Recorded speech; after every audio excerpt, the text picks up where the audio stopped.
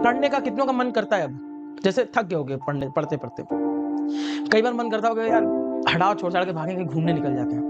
सिर्फ 13 संडे बीतने के बाद आपका पेपर आपके सामने होगा। आज सुनो एक बात, अभी छोटी मोटी सी बात है ना। जैसे क्योंकि मैंने कहा था तुम लोगों से जैसे जैसे नवंबर आएगा तुम लोगों का कॉन्फिडेंस जो है जमीन पे पड़ा मिलेगा। तो मिल रहा होगा कहीं ना कहीं, रास्ते में जाते हो तो एक आध कॉन्फिडेंस पड़ा हुआ मिल जाता होगा। देखो जैसे जैसे नवंबर आएगा ये सही है कि आप लोगों का कॉन्फिडेंस डाउन होना है ना, लेकिन इसका सोल्यूशन क्या है? तो किडलिंग का एक नियम है कि अभी देखो कुल मिलाकर के कितने महीने बचे हैं पेपर में? 13 हफ्ते, यानी 13 जुमा बीतने के बाद आपका पेपर रहेगा, यानी 13 संडे बीतने के बाद आपका पेपर होगा। अगर ऐसे मैं बताऊं तो थोड़ा सा नजदीक नजर आता है। सिर्फ 13 संडे बीतने के बाद आपका पेपर आपके सामने होगा। पहला पेपर किसका है?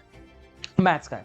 तो अगर आप लोगों ने तैयारी बहुत ही अच्छे से की है ना, और पूरा कोर्स खत्म होने को आ गया होगा, नहीं भी हुआ होगा कईयों का, तो होता क्या है जैसे जैसे नवंबर आता है तो लगता है कि यार जितनी भी चीजें पढ़े सब भूल गए, जो भी याद था सब भूल गए, कुछ याद ही नहीं आ रहा, कॉन्फिडेंस एकदम नहीं आ रहा, किसी चीज में कॉन्फिडेंस नहीं आ रहा है। सर फिर लोग भड़बड़ाते हैं, है ना, यहाँ पे लोग सोचते हैं कि यार कुछ ये कर लेते हैं, वन शॉट वीडियो देख लेते हैं। भाई साहब पहले वन शॉट देखने वालों ये बता दूं, वन शॉट के अंदर कभी भी कंप्लीट कंसेप्ट नहीं होता।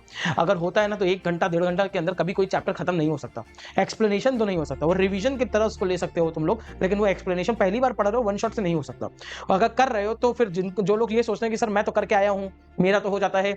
सीबीएसई ने कहा है 80% कॉम्पिटेंसी बेस्ड क्वेश्चन रहेंगे, तो जब तक आप लोगों का कंसेप्ट क्लियर नहीं होगा ना तब तक कुछ नहीं कर पाओगे। तो भाई साहब 20% रोट लर्निंग से कर लोगे, अदरवाइज नहीं कर पाओगे। क्या करें अभी क्या करें? कुछ सोचा है? पढ़ने का कितनों का मन करता है अब?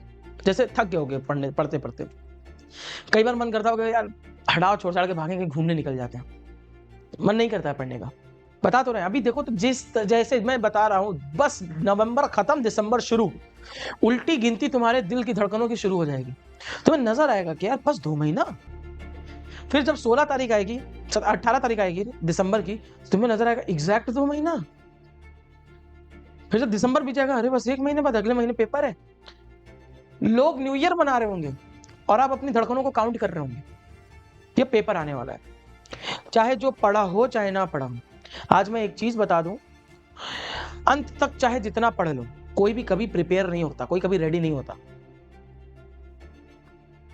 कुल मिला के 3 महीने जो हैं, है ना, अगर तुम लोगों को ये लग रहा होगा कि सर पूरे साल कुछ नहीं पढ़े हैं, है ना, पूरे साल कुछ नहीं पढ़े हैं, क्या अब भी 80+% पाने के चांसेस हैं? पॉसिबल है, ऐसा कुछ नहीं कि पॉसिबल नहीं है, पॉसिबल तो है। लेकिन वो 80% पाने के लिए बड़ा ही तगड़ा स्मार्ट वर्क और उससे ज्यादा हार्ड वर्क करना पड़ता है। और जो लोगों की रेस 90% 95% अबव की है, बड़ा मुश्किल है यार, है ना। नामुमकिन तो मैं किसी चीज को नहीं कहूंगा, लेकिन वो लोग बेवकूफ नहीं है जो शुरुआत से पढ़ रहे हैं। और आप अभी अगर शुरू कर दो तो, और आप उनसे भी अच्छा कर लो, तो ये इतना ही आसान नहीं है, ठीक है, इतना आसान नहीं है। जो लोग स्टार्टिंग से पढ़ रहे हैं उनके साथ एक प्रॉब्लम होती है, और जो अभी पढ़ना शुरू करते हैं उनके साथ एक एडवांटेज होता है। जो स्टार्टिंग से पढ़ रहे हैं ना, अभी उनको आने लगता है डिमोटिवेशन, क्यों, कैसे करें, क्या करें, ये तो इसका मैं एक सोल्यूशन बताऊंगा। और जो अभी पढ़ना शुरू कर रहे हैं भाई साहब, अभी से लग जाओ, क्योंकि कॉन्फिडेंस अब नहीं लाओगे, आप अपने अंदर जोश नहीं लाओगे तो कब करोगे, स्टार्ट कब करोगे? जिन लोगों को ऐसा लग रहा होगा, कितनों को ऐसा लग रहा है कि यार सर अब बस मन करता है कि पढ़ाई रख दे, अब बुक बंद करके रख दे, अब नहीं मन कर रहा पढ़ने का, हो गया बस, है ना। तो ईमानदारी से बताओ, देखो कोई शर्माने वाली बात नहीं है, मैं जान रहा हूं ना, मैं खुद पढ़ने वाला हूं इस वजह से। कुछ लोग तो कह रहे हैं सर अभी तो पढ़ना शुरू किया, अभी मत पूछिए, अभी पूछेंगे तो गड़बड़ हो जाएगा। तो देखो पढ़ने का मन नहीं करता, क्या करें, क्या ऐसे में करें क्या? तो किडलिंग का नियम क्या है? वो कहता है ना कि अगर किसी भी प्रॉब्लम को लिख करके उसको कहीं पर पे, मान लो अगर मैं चाहता हूं कि अब मेरा पढ़ने का मन नहीं कर रहा है, मेरे पास कई दिक्कतें हैं, ठीक है, तो अगर मैं अपनी दिक्कतों को लिख दूं कहीं पर, तो वो आधी वही सॉल्व हो जाती है। ये कितना प्रैक्टिकल है मैं बताऊं, तुम अपनी सारी प्रॉब्लम्स को लिखो, है ना, और ऊपर वाले से मनाओ कि ये जो मैं प्रॉब्लम लिख रहा हूं ये खत ऊपर वाले के पास जाने वाला है। मतलब इमेजिन करो, ये जो मैं लिख रहा हूं ना, ये प्रॉब्लम्स, ये लिस्ट, ये ऊपर वाले के पास जाएगी। और पूरी बातें लिखो, लिखने के बाद खुले आसमान के नीचे जाओ, किसी मैदान में जाओ, कहीं पे भी जाओ, और उसके बाद ऊपर वाले से बोलो कि यार यही इतनी प्रॉब्लम है हमारे पास, है ना, जिसकी वजह से हमारा नहीं हो पा रहा, ना मन लग रहा पढ़ने में, ना कुछ हो रहा है।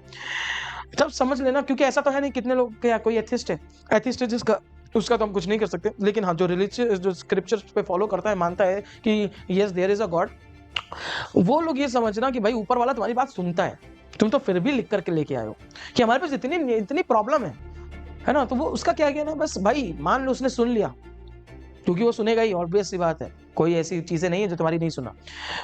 कहेगा उस पन्ने को, अपनी किस्मत के उस नेगेटिव पॉइंट को अपने से फाड़ो, अपना वो पेज लेके जाना जिसमें प्रॉब्लम है उसको फाड़ना, है ना। जितना एग्रेशन आ सकता है कि ये प्रॉब्लम वो बना, उसको फाड़ो, उसको जला डालो, उसको दफना दो, उसको फ्लश में बहा दो, तुम्हारी मर्जी, है ना। और ये मान के चलो कि जो पन्नों पे, किस्मत के पन्नों पे तुम्हारी वो निगेटिविटी लिखी थी ना, वो उस पन्ने के साथ चली गई, वाकई चली गई। करके देखो, असर आता है। और उस दिन कुछ मत पढ़ना, छोड़ देना, एकदम मत पढ़ना, जो होगा देखा जाएगा। रात में जाओ, फिर 8 बजे बैठ जाओ, 1 घंटे के लिए तुम लोग जाओ, अपना शेड्यूल बनाओ कि क्या करना है, कैसे करना है। 9 बजे के बाद सो जाओ, नींद नहीं आए मेडिटेशन करो वगैरह वगैरह, 9 बजे सो जाओ शार्प। अगले दिन से, क्योंकि जो तुमने शेड्यूल बना दिया उस शेड्यूल के हिसाब से चलो, क्यों नहीं होगा। फंक्शन होता है भाई, हमारी बॉडी है ना, क्या होता है कि ह्यूमन बॉडी है ना। तुमने सुना होगा 3 काइंड की मसल्स होती है, स्केलेटल मसल्स होती है, स्मूथ मसल्स होती है, कार्डियक मसल्स होती है। स्मूथ मसल्स बड़ा लंबा समय तक काम करती है पर इतनी स्ट्रांग नहीं होती। कार्डियक मसल्स जो है बिना थके काम करती है, और स्केलेटल मसल्स बड़ी आसानी से थक जाती है। हम लोग इस दिमाग को कैसे इस्तेमाल कर रहे हैं, स्केलेटल मसल्स की तरह इस्तेमाल कर रहे हैं, कंटिन्यूअसली यूज कर रहे हैं, ये थकेगा नहीं क्या। सर रात को आराम तो देते हैं, रात में कैसा आराम दे रहे हो, किस कदर की स्लीप है तुम्हारी, स्लीप का क्वालिटी कैसा है ना। सुबह उठने के बाद फ्रेश फील करते हो, उठते भी तो टेंशन के साथ फील हो रहे हो, है ना, टेंशन के साथ उठ रहा है, तो वो फ्रेश माइंड थोड़ी है, वो माइंड फ्रेश नहीं कहलाता। तो ऐसे में क्या करें, माइंड को अपने रिलैक्समेंट अब थोड़ा देना शुरू करो, क्योंकि हमने जो लेबर वर्क था हमारा वो कर लिया है। अब हमारा स्मार्ट वर्क का है, अब हम लोग हार्ड वर्क ज्यादा नहीं करेंगे, अब हम लोग स्मार्ट वर्क भी करेंगे। इसको अगर 40 मिनट इस्तेमाल कर रहे हो ना, तो 10 मिनट इसको रेस्ट दो। मैं तो कहूंगा 1 घंटे का स्लॉट बनाओ, 1 घंटे में 50 मिनट पढ़ो, 10 मिनट इसको रिफ्रेश होने दो। रिफ्रेश होने का तरीका मोबाइल नहीं है, रिफ्रेश होने का तरीका है गो आउटसाइड। ऐसी जगह जाओ जहां पे अच्छा उजाला हो, है ना, वहां पे जाओ, थोड़ा सा ऐसे घूमो टहलो, आ जाओ, दैट इज कॉल्ड रिफ्रेशमेंट, है ना। Take a deep breath, do a meditation, अपने हर 1 घंटे के स्लॉट में डिवाइड कर लो, इस टाइम मेडिटेशन करूंगा, इस टाइम कोई कार्डियो करूंगा, इस टाइम ये करूंगा, उस टाइम वो करूंगा। तो इसको अच्छी हेल्दी चीजों में कन्वर्ट करो, फिर क्या होगा ना, ये भी रिचार्ज होता जाएगा, हर 50 मिनट के बाद रिचार्ज होगा, तो ये अच्छा काम करेगा। जितना अच्छा ये ब्रेन काम करेगा उतना अच्छा तुम्हारा रिस्पॉन्स आएगा। पूरा ये चैप्टर पढ़ डालो, पढ़ने के बाद होता है कि यार ये क्या है सर, नहीं याद हो पा रहा है, ये हो रहा है, वो हो रहा है। कितनी टेंशन भरी है इसके पास, एक टेंशन है इसके पास, घर की टेंशन है ना, समाज की टेंशन है, उसके साथ साथ अपना खुद का हमारा ग्रजेस होता है, हमारे खुद के इश्यूज होते हैं, है ना। उसके बाद हमें देखना होता है कि सर पेपर में भी अच्छा परफॉर्म करना है, स्कूल के होमवर्क से लेकर के कॉपी कंप्लीशन तक सब कुछ मैनेज करना है ना। अटेंडेंस को मैनेज करना है हमें, साथ के साथ पेरेंट्स की बातों को सुनना है, घर को भी मैनेज करना है, उसमें से पढ़ाई भी करनी है। अब अगर पढ़ाई भी करनी है, वो भी ये कर रहा है, ऐसी बात नहीं कर रहा है, कर तो रहा है। इतनी सारी चीजें होने के बाद भी ये अगर तुम्हारा सपोर्ट कर रहा है, तो अब ये कितना कर सकता है, इसको रेस्ट नहीं चाहिए क्या। अगर तुम लगातार पिछले लगातार 40 दिनों से इसको ऐसे ही कंटिन्यूअसली घिसे जा रहे हो, एक समय आएगा जब ये डेड कर जाएगा, कहेगा कि बस अब हमसे नहीं हो रहा है। फिर तुम लाख पढ़ते जाओगे, लगेगा कि कुछ याद ही नहीं हो रहा है, भूल जा रहे हैं। पढ़ तो रहे हैं, समझ तो आ रहा है, पर समझ कुछ नहीं आ रहा है ना। पढ़ रहे हैं, समझ तो आ रहा है, पर समझ कुछ नहीं आ रहा है। ऐसे में करें क्या कर सकते हैं, ऐसे इसको रेस्ट देना होता है। तो एक दिन निकालो अपने शेड्यूल का, एक दिन जिसके अंदर तुम्हें अपनी प्रॉब्लम्स लिखनी है, उन प्रॉब्लम्स को लिखो। लिखने के बाद उन प्रॉब्लम को समझो, वो प्रॉब्लम जो लिस्ट है वो ऊपर वाले के पास जा रही है, ये किस्मत के लिए किया है ऊपर वाले, ये प्रॉब्लम फेस कर रहा हूं मैं अपने पेपर के टाइम पे, इतनी मेहनतें कर रहा हूं, ये प्रॉब्लम सारी जो मुझे करने नहीं दे रही। उसी से बताओगे ना, और किससे बताओगे सर, बताओ किससे बताओगे, और कोई है क्या बताने वाला। उसको जाकर के बताओ कि ये दिक्कत है। हम बोलते हैं, मन के अंदर वो सुन लेता। सोचो लिख करके हम लोग जाएंगे उसके पास, खुले आसमान के नीचे जाओ, बच्चा बन जाओ और उसके सामने जाओ, बनो इतनी प्रॉब्लम्स है, वो कहेगा कि हाँ यार प्रॉब्लम तो है।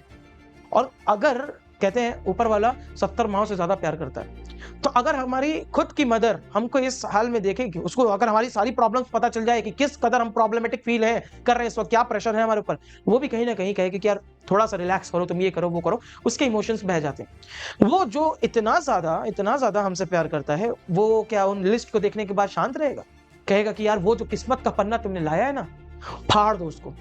क्यों? क्योंकि जैसे जैसे तुम उसको फाड़ोगे वैसे वैसे तुम्हारी किस्मत से वो गंदगी निकलती जाएगी।